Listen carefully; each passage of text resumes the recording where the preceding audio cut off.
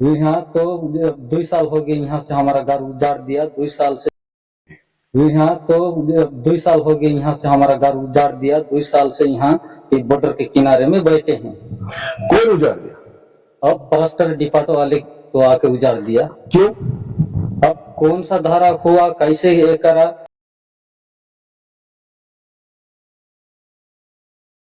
यहाँ तो 2 साल हो गए, यहाँ से हमारा घर उजाड़ दिया। 2 साल से यहाँ बॉर्डर के किनारे में बैठे हैं। कौन उजाड़ दिया? अब फॉरेस्टर डिपार्टमेंट वाले तो आके उजाड़ दिया। क्यों? अब कौन सा धारा हुआ, कैसे ये करा, तो उजाड़ तो दिया। नमस्कार, मैं घनश्याम यादव और आप देख रहे हैं BKM न्यूज। अपने ही देश में शरणार्थी बने 52 परिवार, कब सुनेगी सरकार? कोचंगा छत्तीसगढ़ अपने ही देश में शरणार्थी बनने को मजबूर 52 परिवार जंगल और प्रशासन की लड़ाई के बीच पीस रहे हैं।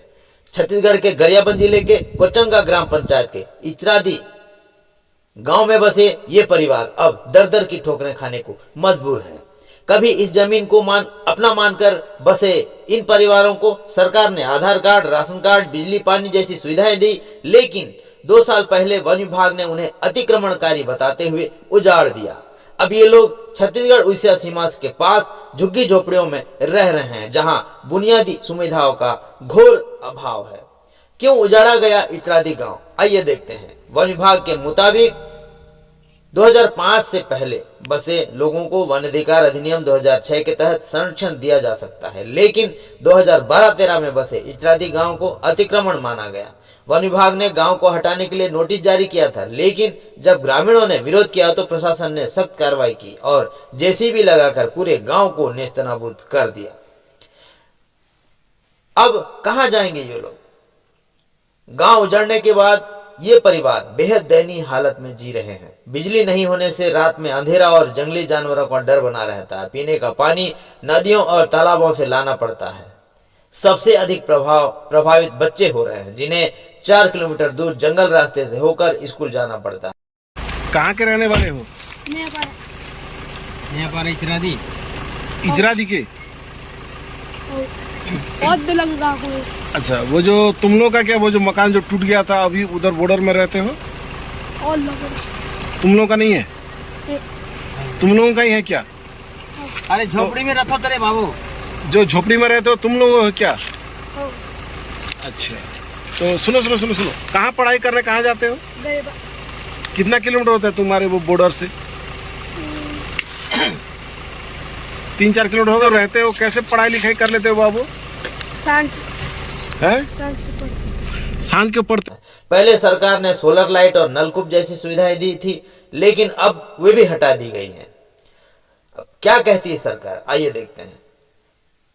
वन विभाग का कहना है कि जंगल को बचाने के लिए अतिक्रमण हटाना जरूरी था और भविष्य में भी ऐसी कार्रवाई जारी रहेगी। उदंती सीधरनती टाइगर रिजर्व प्रोजेक्ट के उप निदेशक वरुण जैन का कहना है कि इसरो के सैटेलाइट सर्वे के मुताबिक इचरादी गांव 2012-13 में बसा था।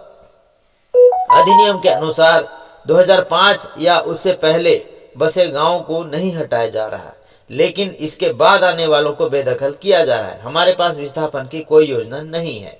अब क्या मिलेगा इंसाफ? ग्रामीणों का कहना है। ग्रामीणों का सवाल है कि जब सरकार पहले उन्हें नागरिक मानकर आधार कार्ड, राशन कार्ड, मतदान और सरकारी योजनाओं का लाभ देती रही, तो अचानक उन्हें अतिक्रमणकारी क्यों घोषित कर दिया गया? अगर उन्हें पहले ही चेताया जाता तो वे कहीं और जाकर बच सकते थे। अब ये बड़ा सवाल यह है कि क्या सरकार इन 52 परिवारों को यूं ही उनके हाल पर छोड़ देगी? जंगल बचाना जरूरी है, लेकिन इन लोगों का पुनर्वास भी सरकार की जिम्मेदारी है। क्या इन्हें वैकल्पिक जमीन देकर बसाया जाएगा या फिर वे यूं ही शरणार्थी बने रहेंगे? सरकार कब सुनेगी इनकी आवाज? पिछले 1 साल से तंबू और झोपड़ी के अंदर रहने के लिए मजबूर 52 इचरादी ग्रामवासी। मेरे साथ अभी कुछ ग्रामीण मौजूद हैं। आइए हम जानने की कोशिश करते हैं, चर्चा करते हैं उनसे कि उनको कौन सी परिस्थिति में वो अपना जो सपनों का जो घर हुआ करता था उसको छोड़ के आके अभी यहाँ पे बसे हुए हैं। जी भैया जी, आप अपना नाम बताइए। हाँ, फुलचंद मरकाम जी। आप यहाँ पे कब से, ये जो झोपड़ी है आपका, यहाँ पे कब से रह रहे हैं? यहाँ तो 2 साल हो गए, यहाँ से हमारा घर उजाड़ दिया। 2 साल से यहाँ ये बॉर्डर के किनारे में बैठे हैं। कौन उजाड़ दिया?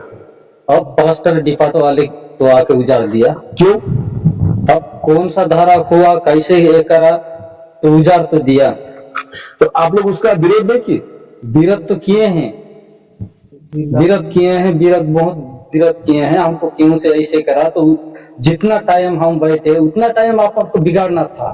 कब बैठे, कब से बैठे आप? कितने साल हो गए वहां पे बैठे? यहाँ बैठने तो हमारा 10-15 साल हो गया है। 15 साल पहले आप वो इचरादी गांव में बैठे थे? बैठे थे। अच्छा, उस समय आपको आके कोई कुछ बोला था? क्यों बैठ रहे हो? हमको कुछ नहीं बोला। उतना टाइम कर कूद के देखो, कुछ यहाँ इतना साल से हम चाष किए कर बैठे आराम से। कितना एकड़ जंगल काटे हो आप? तो हमारा 3-3 एकड़ हिसाब से हम काटते। अच्छा, तो आप लोग एक्चुअली नगर में कहाँ के हो? एक्चुअली तो हम पूर्वज रहते हैं, हमारा पूर्वज उड़ीसा में। अच्छा, हाँ। तो मुझे एक चीज और बताइए, यहाँ पे आप जो कितने परिवार थे पहले बता दो? इतना परिवार हमारा यहाँ 10 परिवार का। तो 52 बता रहे हैं, तो सब मिल के 52 हो। सब मिल के 52? हाँ। अच्छा, तो आप जो मकान तोड़े, आपको फॉरेस्ट वाले आके कुछ नोटिस वोटिस दिए कि ऐसे आके तोड़ दिए? नहीं, नोटिस दिए। नोटिस घर खाली कर दो बोले? हाँ, घर खाली करो, ऐसे ऐसे शासन ऊपर से आए हैं, हम कुछ जानते नहीं। तो हम माना, ऐसे हम बोला उसको, नहीं साहब जी, ऐसे हमको इतना दिन तक बैठे हैं, कैसे परेशान करते हो, तो हम जाएंगे कहाँ, इतना बाल बच्चा साथ बैठे हैं। तो हमको अगर जमीन छोड़ा है तो ठीक है, तो हमको जो कुछ मकाम का हमको जगह दे दे। तो आपके एक्चुअली मुझे और बताइए, आप कौन सा पंचायत के अंदर में वहां बैठे थे? हम बैठे हैं कोचेंगा पंचायत। कोचिंगा पंचायत? कोचेंगा पंचायत। तो आपको आधार कार्ड वगैरह छत्तीसगढ़ सब मिला है? हाँ, सब है। अच्छा, तो आप वो जो पे रहते थे, वो जमीन का वो टैक्स वैक्स पटाए हो? टैक्स नहीं पटाए हैं उसका, तो हमारा कुछ पास्टर वाले तो कुछ हमको उसका बातें नहीं किए साहब। अच्छा, वहां पे मैं देखा था एक तो जो बोर खुदा हुआ था, वो कौन खुदा है? हाँ, बोर तो खोदा हो, मैंने कलेक्टर से तो मंगाया। कलेक्टर सर के परमिशन के बाद वहां बात बोर खुदा? तो उसमें पंचायत को आप लिख के दिए थे कि कैसे? पंचायत के दिए थे। पंचायत के ऑर्डर के बाद वहां पे बोर खुदा हुआ, ऐसा आपका बोला? हाँ, ऐसे खोदा हुआ। अच्छा, आपका नाम बताओ भैया। जनता रमन। अच्छा, आपका?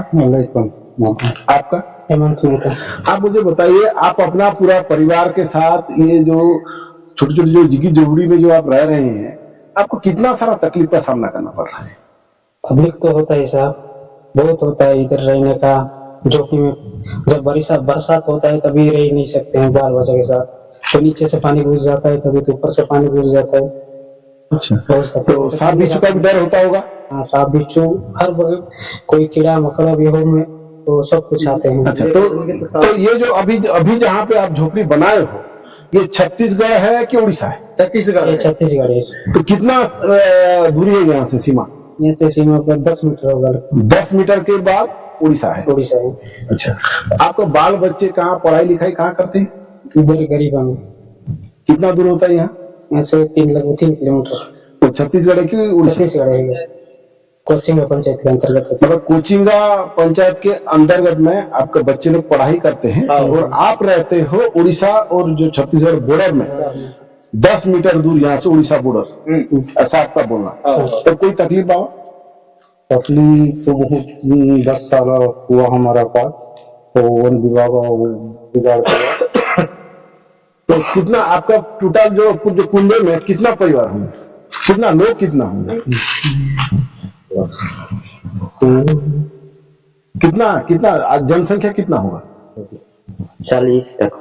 कितना होगा भैया जनसंख्या? जनसंख्या तो सबको कुल मिलाकर वही 50-60 तक हो गए। 50-60? हाँ जी। मेरे साथ मौजूद है यहाँ पे कुचिंगा गांव का ग्राम पंचायत के जो सरपंच है। सरपंच साहब से जानने की कोशिश करते हैं कि इन लोगों के जो तकलीफ था, इसको लड़ने के या फिर उनका वो बात को रखने के लिए आगे कहाँ कहाँ तक गए। सरपंच साहब, मुझे एक चीज बताइए, इधर आ जाइए थोड़ा।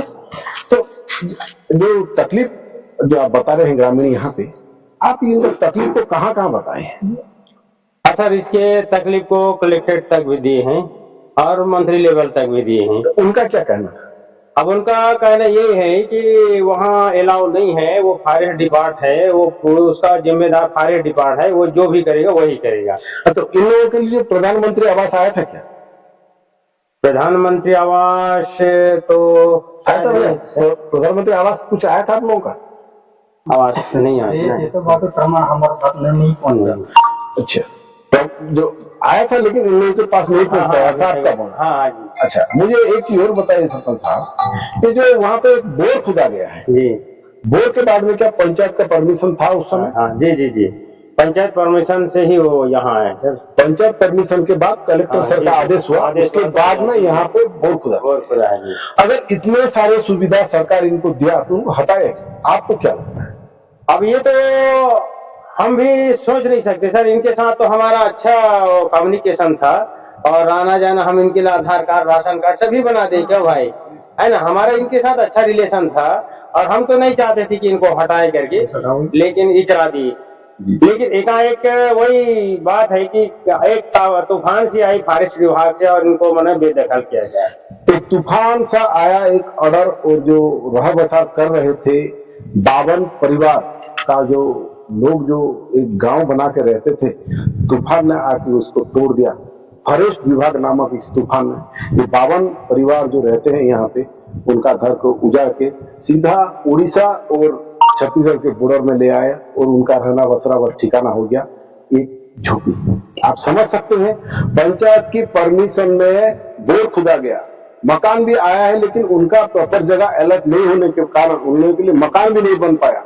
आप समझ सकते हैं किस तरह से उनका रहना गुजरना अभी तक होता होगा। वो उनका जो बच्चे यहाँ से 3-4 किलोमीटर दूर उचेंगा पढ़ने जाते हैं, आप समझ सकते हैं जंगल के रास्ते से होते हुए जो बच्चे लोग स्कूल जाते हैं और कितना रिस्क के साथ वापस अपने घर तक आते होंगे। और जो बच्चों का दुख आप थोड़ा सोच समझ सकते हैं कि जिन बच्चे लोग जिस घर में जिस आंगन में खेल कूद के बड़े हुए हैं, आखिर में उनको ऐसी एक झोपड़ी में रहना, ऐसा समझ सकते हैं कि उन लोगों का दुख कितने मात्रा में होगा।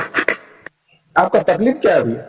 हमारा जो है ना घर को जो डीएफओ सर आके कर दिया है, क्योंकि अभी हम जो भी बनाए कि यहाँ रहता है। आप कितने साल से वहां रहते थे? ये भी तो बहुत साल हो गए, ये गोटे 25-24 साल होता है। अच्छा, तो आपको कुछ नोटिस वगैरह दिए कि ऐसे ही आके आपको तोड़ दिए मकान को? नहीं, नोटिस दिए थे। तो आपने वो नोटिस का क्या जवाब रखा? उसका नोटिस का जवाब दिए थे, वो एक बार जो कलेक्टर भी गया था और उसमें एक आवेदन दिया था उसके कलेक्टर में भी, तो कुछ 15 दिन के भीतर में कुछ मैं सबूत दूंगा बोला, ये अभी तक नहीं है। अच्छा, तो अब कलेक्टर कब गए थे? कलेक्टर हो गया जो बेटा का रूप गया था उसमें गया था। अच्छा, तो अभी हाल फिलहाल में गए हो कलेक्टर के पास? ये भी नहीं गए थे, एक बार गया था, उसके बाद में ये भी नहीं गए थे। तो आप अगर उड़ीसा में जाना चाहते हैं तो उड़ीसा वाले आपको वहाँ पे रखना पसंद करेंगे? नहीं। क्या बोलते हैं उड़ीसा का सरकार? अरे उड़ीसा की सरकार क्या बोलते कि तुम्हारा जो डॉक्यूमेंट जितना भी है, आधार कार्ड राशन कार्ड जितना भी तुम्हारा डॉक्यूमेंट है वो तो छत्तीसगढ़ में रहोगे बोलते। ये भी तो सब हर कुछ जो है ना, ये छत्तीसगढ़ के निवासी जो प्रमाण पत्र है सब हर कुछ है छत्तीसगढ़। लेकिन आप क्या चाहते हो? आप उड़ीसा जाना चाहते हो कि छत्तीसगढ़ में रहना चाहते हो? छत्तीसगढ़ में हम जहाँ कब्जा किया था ना नीचे रहूंगा। अच्छा, जहाँ पे आप कब्जा किए थे वहीं पे रहना चाह रहे हैं, लेकिन सरकार तो मना कर दिया आपको। कैसे? और आगे में जो दिए थे सरकार, वे भी कैसे मना करेगी? अच्छा, आप समझ सकते हैं उड़ीसा सरकार भी इनको लेने के लिए अभी तैयार नहीं है, क्योंकि इन लोगों का आधार कार्ड से लेके इनका जितना भी प्रमाण पत्र है सब छत्तीसगढ़ में बना हुआ है। तो आप समझ सकते कि ये जो 52 परिवार अभी ना उड़ीसा के हुए ना छत्तीसगढ़ के, ये लोग अभी जाए तो जाए कहाँ, एक बार सोचिएगा जरूर। कैमरामैन गौतम के साथ मैं राजीव रोचन, जिला संवाददाता गरियाबंद। उसका वजूद है कहीं इतराडी का? हाँ सर, वो क्या है सुनने को मिलता है, इतराटी गांव है करके, वहाँ पे लोग रहते हैं करके सुनने को मिलता है सर, लेकिन आपस में कभी उनसे मुलाकात नहीं हुई है हमारी। और लेटर वगैरह सर कुछ आता नहीं है, क्योंकि हमारे में अटैच है नहीं वो। तो उसी गांव का लोग कभी किसी कहीं पे चिट्ठी वगैरह डालना है या कुछ पैसा ऑनलाइन वगैरह कुछ भी करने के लिए आए हैं आपके पोस्ट ऑफिस? हाँ सर, आते भी होंगे तो ऐसा उनसे चर्चा नहीं हुआ है कि आप कहाँ से हो, कैसे हो। चलिए ऐसा- सर, आपका नाम और पदनाम बता देंगे। जी सर, मैं अभिषेक मल्होत्रा बोल रहा हूँ, ब्रांच पोस्ट मास्टर कुचेंगा से, गरियाबंद जिला, Mainpur block. Mainpur block sir. ठीक, थैंक यू। 2 साल पहले का जो है मामला है, जिसमें हमने अतिक्रमणकारियों को 2 से 3 नोटिस जो है तामील कराए थे। और अतिक्रमणकारी जो है ज़्यादातर सभी, मेरे ख्याल से 90% लोग उड़ीसा राज्य से आए थे, नवरंगपुर जिले से, जो कि 10 से 12 साल से वहाँ पे अवैध रूप से जो है पूरे जंगल की सफाई करके जो है रह रहे थे।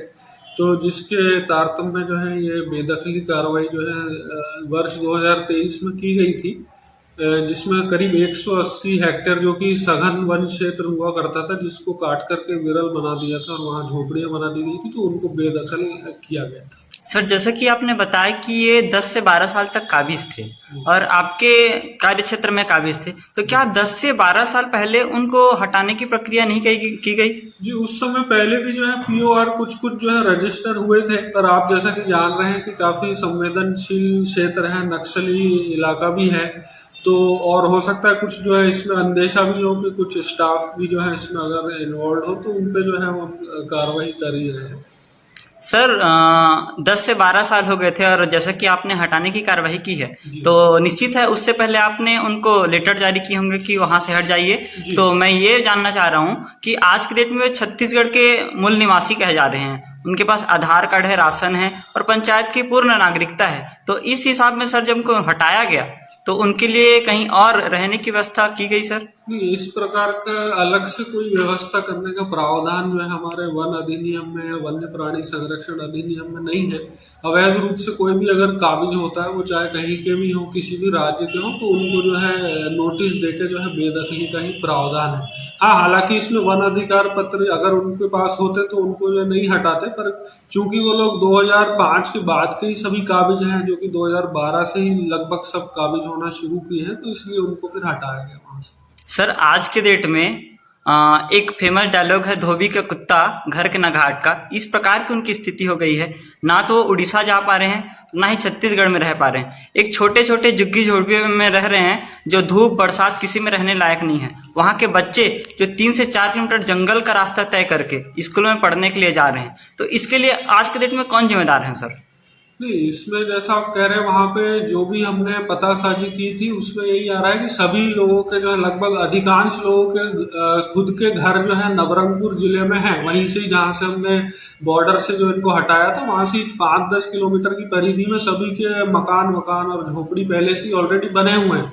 तो लोग जमीन के लालच में जो है यहाँ पे आए थे टाइगर रिजर्व क्षेत्र में, जो कि जो है बिल्कुल उल्लंघन है। माननीय सुप्रीम कोर्ट के भी निर्देश हैं इसमें कि कोई भी जो है वन्य प्राणी अभ्यारण्य क्षेत्र है, वहाँ पे किसी प्रकार का जो है अतिक्रमण नहीं होने देना है और वन्य प्राणियों की सुरक्षा जो है सर्वोपरि है।